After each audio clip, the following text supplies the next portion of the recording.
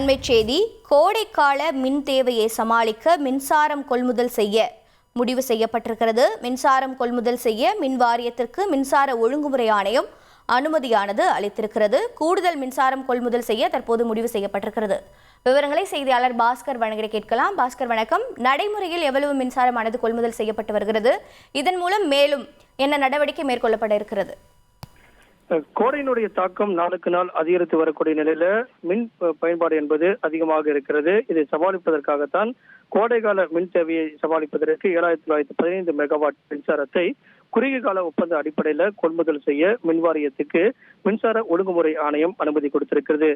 April மாதம் 12 மணி முதல் காலை 6 மணி வரை 1300 மெகாவாட்டும், மாலை 6 மணி முதல் நள்ளிரவு 12 மணி வரை 2610 மெகாவாட்டும், மே மாதத்துல காலை 10 மணி முதல் நள்ளிரவு 12 மணி வரை 650 மெகாவாட்டும், மாலையில அதாவது மாலை 6 மணி முதல் நள்ளிரவு 12 மணி வரை 1080 மெகாவாட், மொத்தமாக 7915 மெகாவாட் மின்சாரத்தை கொள்முதல் செய்ய மின்சார ஒழுங்குமுறை ஆணையம் என்பது தற்போது அனுமதி கொடுத்துள்ளது. உங்களுடைய தகவல்களுக்கு நன்றி பாஸ்கரன். செய்திகளை உடனுக்குடன் தெரிந்து கொள்ள உடனே சப்ஸ்கிரைப் பண்ணுங்க.